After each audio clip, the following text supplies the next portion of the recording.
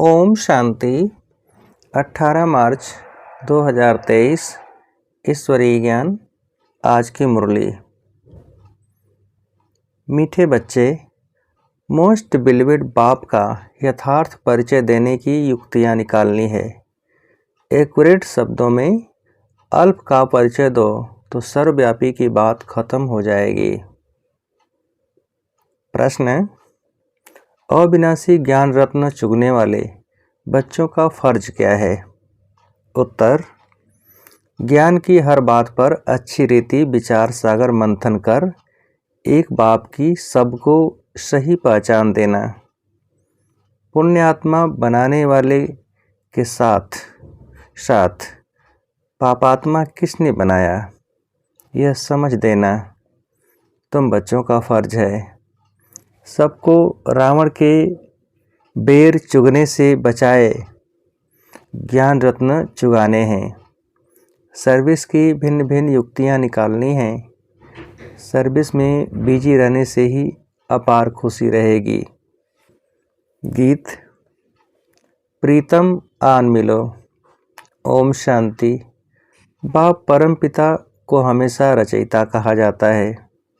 मनुष्य कह देते यह पशु पक्षी आदि सारी रचना वह रचते हैं, परंतु समझाना चाहिए पहले मनुष्य की बात तो समझो। परम पिता जो रचता है वह मनुष्य सृष्टि कैसे रचते हैं, मनुष्य ही उनको बाप कह बुलाते हैं, क्योंकि दुखी हैं सभी उस एक रचयिता को याद करते हैं। तो पहले यह समझाना है कि मनुष्य सृष्टि का रचयिता कौन है। वह रचयिता ही सबका बाप ठहरा। पहले बाप का परिचय देना है। आत्मा को न अपना न बाप का परिचय है। अगर अहम आत्मा का परिचय हो तो समझें कि हम किसकी संतान हैं। हम परमपिता परमात्मा की संतान हैं। वह बाप रचयिता है तो जरूर पहले मनुष्य सृष्टि रचते होंगे। वह नई दुनिया अथवा स्वर्ग होगी। बाप जरूर स्वर्ग ही रचेंगे। बाप दुख के लिए रचना रचे यह हो नहीं सकता। जबकि हम उस बाप के बच्चे हैं तो बाप स्वर्ग रचता है तो हम भी वहाँ होने चाहिए या परम धाम में होने चाहिए, परंतु हमको यहाँ पाठ बजाने आना पड़ता है। यह है विचार सागर मंथन करने की युक्तियाँ। जितना समय मिले तो यही विचार सागर मंथन करना है। साधु संत आदि कोई भी यथार्थ रीति बाप को जानते नहीं हैं। रचयिता जरूर स्वर्ग ही रचेंगे तो फिर सब आत्माएं निर्वाण धाम में होनी चाहिए। वह निर्वाण धाम है हम सब आत्माओं का घर, जहाँ बाप भी रचते हैं। तुम बच्चों को बेहद के बाप से बुद्धि योग जोड़ने के लिए मेहनत करनी पड़ती है। योग न होने के कारण ही फिर मनुष्य से पाप होते हैं या धारणा नहीं हो सकती है। बाप को याद नहीं करते। भगवान तो एक ही है। वह है मोस्ट बिलीवेड स्वर्ग का रचयिता। वहाँ बहुत सुख है। यहाँ दुख होने के कारण ही भगवान को याद करते हैं। बाप बच्चों को सुख के लिए ही जन्म देते हैं। सतयुग त्रेता को कहा ही जाता है सुखधाम। अभी है कलयुग, इनके बाद फिर सतयुग आना है तो जरूर बाप को भी आना चाहिए। ऐसे विचार सागर मंथन कर फिर कोई को बैठ समझाना चाहिए। यहाँ तुमको बाप का परिचय मिलता है बाप द्वारा। मनुष्य उस मोस्ट बिलीवेड बाप को जानते नहीं। बाप को जानते ही नहीं तो अपने को उसके बच्चे भी समझते नहीं। हमने बाप को जाना है तो उनको याद करते हैं। वह बेहद का बाप है सभी आत्माओं का। वह निराकार इस साकार प्रजापिता द्वारा रचना रचते हैं। प्रजापिता ब्रह्मा है, ब्राह्मण ब्राह्मणियाँ भी हैं। जरूर प्रजापिता ब्रह्मा का बाप परम पिता ही होगा, जिसको क्रिएटर कहा जाता है। कोई भी आते हैं तो पहले बाप का परिचय देना है। जब अल्प याद पड़े तब फिर आगे समझ सकें। अल्प बिगर कुछ भी समझ नहीं सकेंगे। वह भी समझाना ऐसे है जो मनुष्य समझे। इन्हों की समझानी तो बड़ी एक्यूरेट दिखाई पड़ती है। ऐसे और तो कोई नहीं समझाएंगे कि वह बेहद का बाप स्वर्ग का रचयिता है। जरूर नरक का भी रचयिता कोई होगा। पावन बनाने वाला एक बाप है तो जरूर पतित बनाने वाला भी कोई एक होगा। यह अच्छी रीति समझाना है। बाप कौन है जिसको हम याद करते हैं? रावण को तो याद नहीं करेंगे। मनुष्य तो न पावन बनाने वाले राम परमात्मा को जानते, न पतित बनाने वाले रावण को जानते। बिल्कुल ही अनजान है। फार्म भराने समय भी पहले बाप का परिचय देना है। तुम्हारी आत्मा का बाप कौन है? यह प्रश्न और कोई पूछ न सके। आत्मा तो हर एक मनुष्य में है। जीव आत्मा, पाप आत्मा, पुण्य आत्मा कहा जाता है ना। पुण्य आत्मा तो बाप ही बनाते हैं। फिर इनको पाप आत्मा कौन बनाते हैं? ये जरूर समझाना पड़े।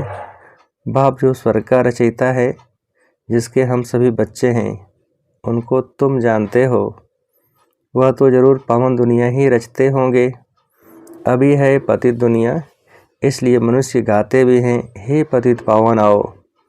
इतने सब पतित मनुष्यों को पावन कौन बनाए? सर्वव्यापी है, फिर तो यह बात नहीं उठती कि परम पिता परमात्मा आओ। सर्वव्यापी है, फिर तो उसको याद करने की भी दरकार नहीं। अभी हम आपको बहुत अच्छी राय देते हैं।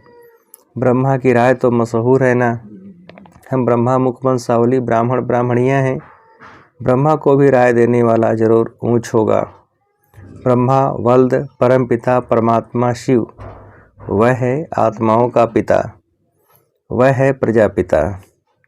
तुम बच्चे सर्विस के लिए ऐसे ऐसे विचार सागर मंथन करेंगे तो बहुत तुमको खुशी रहेगी। कोई आए तो उनको ज्ञान रत्न देने हैं। बाप आकर अविनाशी ज्ञान रत्न चुगाते हैं, जिससे हम विश्व के मालिक बनते हैं। फिर रावण आकर बेर चुगाते हैं। शिव का चित्र, देवताओं के चित्र सब पत्थर के ही होते हैं। पत्थर के ही हैं। पत्थर को पूजते पूजते पत्थर बुद्धि बन जाते हैं। शिव का भी पत्थर का चित्र है। जरूर कोई समय शिव बाबा चैतन्य में आकर पढ़ाते होंगे। प्रजापिता ब्रह्मा भी होगा, ब्रह्मा कुमारी सरस्वती भी होगी। अब प्रैक्टिकल में है। इनके लिए गायन है, सबकी मनोकामना पूरी करने वाली, अविनाशी ज्ञान रत्न दान करने वाली गॉडेज ऑफ नॉलेज। उन्होंने फिर सरस्वती को बेंजो दे दिया है। यह सब बातें बुद्धि में आनी चाहिए। जिसको भाषण करना है तो विचार सागर मंथन करना होता है। पहले भाषण लिख रिफाइन करना चाहिए। बड़े बड़े स्पीकर्स जो होते हैं वह बहुत खबरदारी से बोलते हैं, बिल्कुल एक्यूरेट सुनाते हैं। जरा भी हिचका तो आबरू यानी इज्जत चली जाएगी। पहले से ही पूरी प्रैक्टिस करते हैं। यहाँ भी इतनी बुद्धि में रहना चाहिए जो किसको बाप का परिचय दे सको। सर्विस करनी है। भिखारी गुरुओं की जंजीरों में बहुत फंसे हुए हैं। वह कोई की सदगति तो कर नहीं सकते। पतित पावन निराकार भगवान को ही कहा जाता है। सर्वव्यापी के ज्ञान से तो कोई की सदगति हुई नहीं है। पतित पावन है एक शिव बाबा, उनको रुद्र भी कहा जाता है। रुद्र यज्ञ भी मशहूर है। इतना बड़ा यज्ञ और कोई रच न सके। रुद्र ज्ञान यज्ञ कितने वर्ष चलता है? ज्ञान सुनाते ही रहते हैं। यज्ञ जब रचते हैं तो उसमें शास्त्र भी रखते हैं।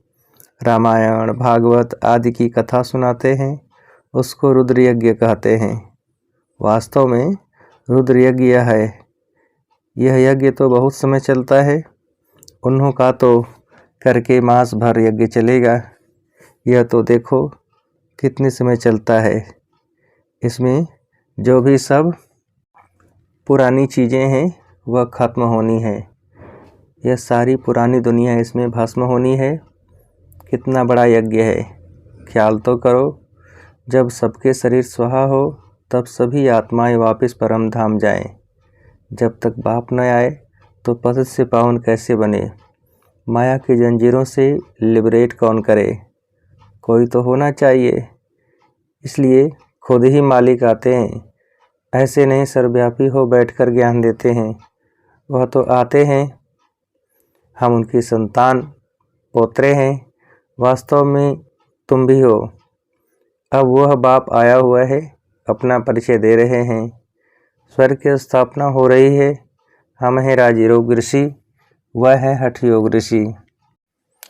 इस पर शायद एक कहानी भी सुनाते हैं कि फलाने ऋषि का वजन भारी है या राज ऋषि का वजन भारी है। वह हैं सब भक्ति मार्ग की बातें और यह है ज्ञान मार्ग। भक्ति और ज्ञान के तराजू की कुछ कथा है। एक तरफ है सब भक्ति के शास्त्र, दूसरी तरफ है एक ज्ञान की गीता, तो भारी एक गीता हो जाती है। गीता है राज ऋषियों की, हठ योगियों के तो बहुत शास्त्र हैं। एक तरफ सब डालो, दूसरी तरफ गीता डालो। वास्तव में वह भी कोई हमारी है नहीं, हमारी तो है ही ज्ञान की बात। गीता का भगवान आता ही है सद्गति करने के लिए, तो बच्चों के बुद्धि में यह सब रहना चाहिए। फिर कोई समझे न समझे, अपना फर्ज है हर एक को समझाना। मौत के समय सभी की आंखें खुलेंगी। इस ज्ञान यज्ञ से ही यह विनाश ज्वाला निकलती है।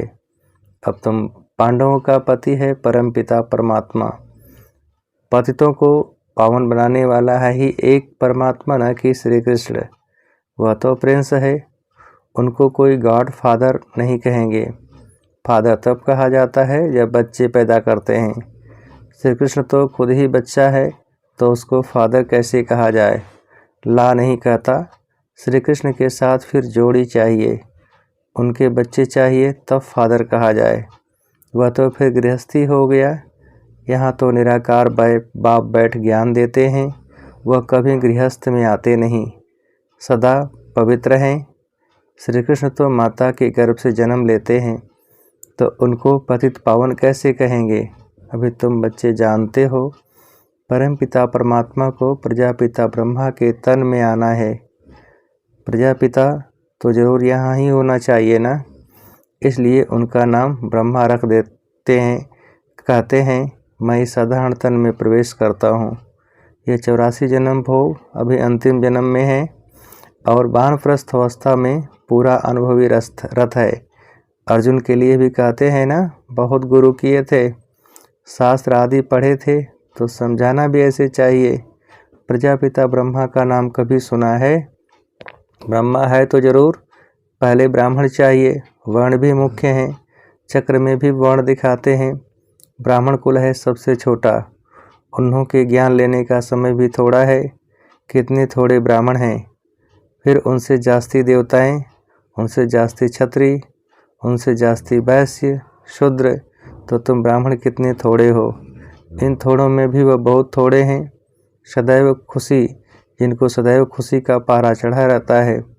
बाप ने समझाया है, खुशी का पारा चढ़ेगा अमृत बेले। दिन को और रात को वायुमंडल बहुत गंदा रहता है, उस समय याद मुश्किल रहती है। अमृत बेले का समय गाया हुआ है। उसी समय सभी आत्माएं थककर शरीर से डिटैच होकर सो जाती हैं। वह है शुभ मुहूर्त।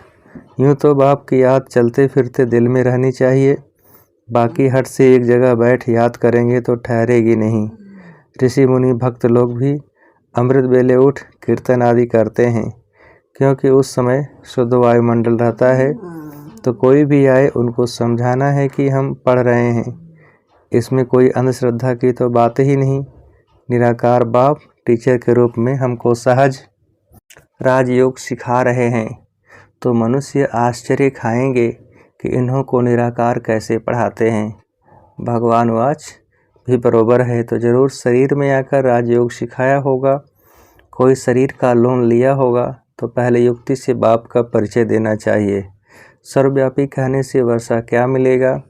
जब तक भगवान के महावाक्य कानों पर न पड़े तब तक कोई मनुष्य समझ न सके।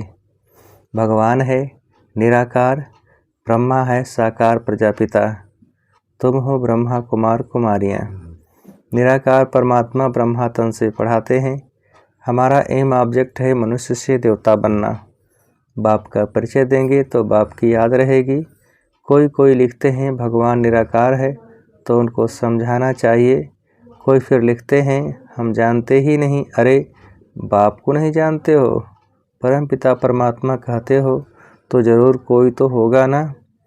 बच्चे तो जानते हैं हम परमपिता परमात्मा से भविष्य जन्म जन्मांतर के लिए आजीविका प्राप्त करते हैं। इसमें जो विघ्न डालते हैं उन पर कितना पाप चढ़ता होगा, सभी समझकर विघ्न डालते हैं। बेसमझ पर तो कोई दोष नहीं, वह तो सारी दुनिया बेसमझ है। अच्छा, मीठे मीठे सिकेल्दे बच्चों प्रति माता पिता बाप दादा का याद प्यार। इसके एक एक अक्षर का अर्थ तुम बच्चे जानते हो। पहले पहले माता पिता, फिर बाप दादा। माता पिता उनको कहा जाता जो स्वर्ग का मालिक बनाते हैं। फिर यह हो गए बाप दादा। फिर कहते जगदम्बा। ये बड़ी गुह्य बातें हैं। सबसे गुह्य पहेली यह है जिसको समझने से मनुष्य को बहुत फ़ायदा हो जाए। फिर कहते हैं शिकीलधे, यह है दूसरी पहेली। फिर कहते हैं ब्राह्मण कुलभूषण, सुदर्शन चक्रधारी, यह भी नई पहेली है। एक एक बात में पहेली है। अच्छा, सुदर्शन चक्रधारी, नूरी रत्नों प्रति याद प्यार और गुड मॉर्निंग। रूहानी बाप की रूहानी बच्चों को नमस्ते। हम रूहानी बच्चों की रूहानी बाप को नमस्ते। धारणा के लिए मुख्य सार। पहली पॉइंट, अमृत बेले के शुभ मुहूर्त में बाप को बहुत प्यार से याद कर खुशी का पारा चढ़ाना है। चलते फिरते भी याद का अभ्यास करना है। दूसरी पॉइंट, पाप कर्मों से बचने व ज्ञान की अच्छी धारणा करने के लिए एक बाप से बुद्धि योग जोड़ने की मेहनत करनी है। वरदान, बिंदु रूप में स्थित रह सार युक्त योग युक्त युक्ति युक्त स्वरूप का अनुभव करने वाले सदा समर्थ भव। बिंदु रूप में स्थित रह सार युक्त योग युक्त युक्ति युक्त स्वरूप का अनुभव करने वाले सदा समर्थ भव। विस्तार, क्वेश्चन मार्क के टेढ़े रास्ते पर जाने के बजाय हर बात में बिंदी लगाओ। बिंदु रूप में स्थित हो जाओ तो सार युक्त योग युक्त युक्ति युक्त स्वरूप का अनुभव करेंगे। स्मृति, बोल और कर्म सब समर्थ हो जाएंगे। बिना बिंदु बने विस्तार में गए तो क्या के व्यर्थ बोल और कर्म में समय और शक्तियाँ व्यर्थ गंवा देंगे, क्योंकि जंगल से निकलना पड़ेगा। इसलिए बिंदु रूप में स्थित रह सर्व कर्मेंद्रियों को आर्डर प्रमाण चलाओ। स्लोगन, बाबा शब्द की डायमंड चाबी साथ रहे तो सर्व खजानों की अनुभूति होती रहेगी। बाबा शब्द की डायमंड चाबी साथ रहे तो सर्व खजानों की अनुभूति होती रहेगी। अच्छा, ओम शांति।